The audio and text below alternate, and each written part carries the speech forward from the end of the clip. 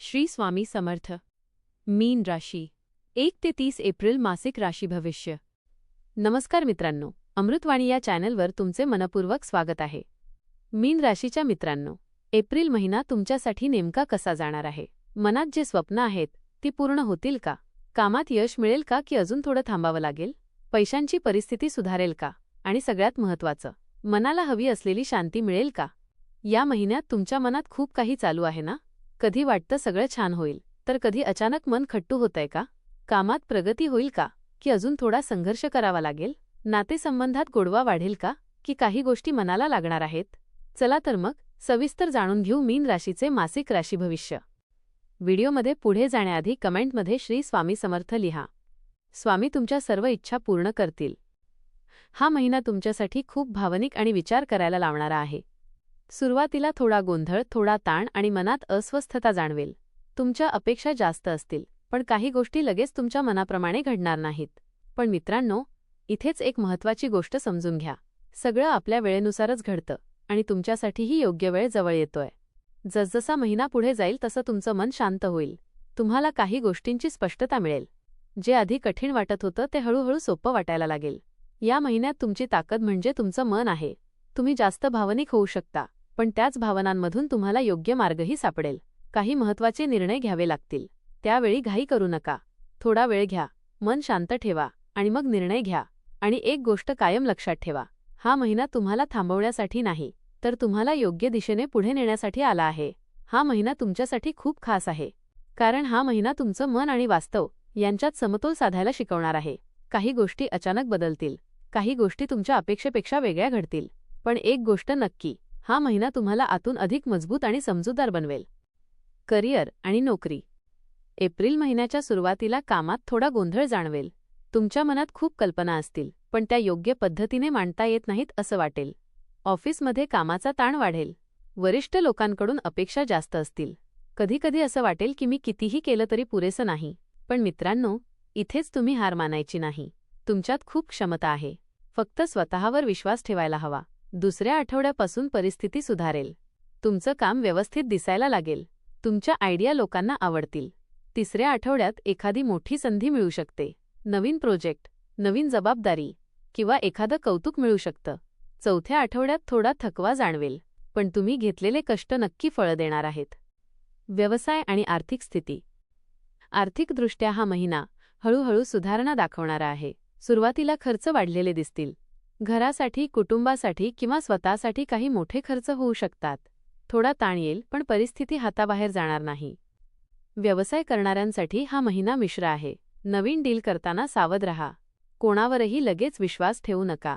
दुसऱ्या आठवड्यापासून पैशांची आवक वाढेल। जुने पैसे परत मिळतील। नवीन ग्राहक मिळण्याची शक्यता आहे। गुंतवणूक करताना विचारपूर्वक निर्णय घ्या। रिस्की प्लॅनपासून थोडं दूर रहा। महिन्याच्या शेवटी आर्थिक स्थिरता मिळेल। मनातली पैशांची चिंता कमी होईल। प्रेम आणि वैवाहिक जीवन। प्रेमाच्या बाबतीत हा महिना भावनांनी भरलेला आहे। तुमचं मन खूप संवेदनशील राहील। सुरुवातीला काही गैरसमज होऊ शकतात। जोडीदाराशी बोलताना शब्द जपून वापरा। तुमच्या भावना खूप खोल असतात, पण त्या व्यक्त करताना अडचण येते, म्हणून मन मोकळं करा। दुसऱ्या आठवड्यात नात्यात सुधारणा होईल। एकमेकांबद्दलची समज वाढेल। तिसऱ्या आठवड्यात प्रेमात गोडवा वाढेल। एखादा खास क्षण अनुभवायला मिळेल। वैवाहिक जीवनात थोडं संयम ठेवणं गरजेचं आहे। रागावर नियंत्रण ठेवा। जोडीदाराचा आदर करा। शिक्षण आणि विद्यार्थी वर्ग। विद्यार्थ्यांसाठी हा महिना मेहनतीचा आहे। मन वारंवार भरकटेल। मोबाईल, सोशल मीडिया यामुळे अभ्यासावर परिणाम होईल, पण स्वतःवर नियंत्रण ठेवणं खूप गरजेचं आहे। दुसऱ्या आठवड्यापासून तुम्ही अभ्यासात लक्ष देऊ लागाल। वेळापत्रक बनवाल। कठीण विषय समजायला सुरुवात होईल। मित्र आणि शिक्षकांची मदत घ्या। स्पर्धा परीक्षांसाठी हा महिना महत्त्वाचा आहे। थोडा ताण येईल, पण त्यातूनच यश मिळेल। महिन्याच्या शेवटी आत्मविश्वास वाढेल। आरोग्य। आरोग्याच्या बाबतीत हा महिना थोडा काळजी घेण्याचा आहे। मनाचा ताण जास्त जाणवेल। झोप नीट होणार नाही। थकवा जाणवेल। डोकेदुखी, पोटाचे त्रास होऊ शकतात। वेळेवर जेवण करा। ध्यान, योग करा। थोडा वेळ स्वतःसाठी काढा। पाणी जास्त प्या। हलका व्यायाम करा। महिन्याच्या शेवटी आरोग्यात सुधारणा दिसेल। कौटुंबिक आणि सामाजिक जीवन। कुटुंबात मिश्र वातावरण राहील। कधी आनंद तर कधी थोडा तणाव. घरच्यांशी शांतपणे बोला. वाद टाळा. मित्रांकडून चांगलं सहकार्य मिळेल. कोणीतरी मदतीला येईल. सामाजिक कार्यक्रमात सहभागी होण्याची संधी मिळेल. तुमचा मानसन्मान वाढेल, पण कोणावरही लगेच विश्वास ठेवू नका. आध्यात्मिकता आणि उपाय. या महिन्यात तुमचं मन आध्यात्मिकतेकडे वळेल. देवधर्माकडे ओढा वाढेल. ओम नमः शिवाय मंत्राचा जप करा. सकाळी सूर्याला अर्घ्य द्या. गुरुवारी दानधर्म करा. गरजूंना मदत करा. हे उपाय तुमच्या मनाला शांतता देतील.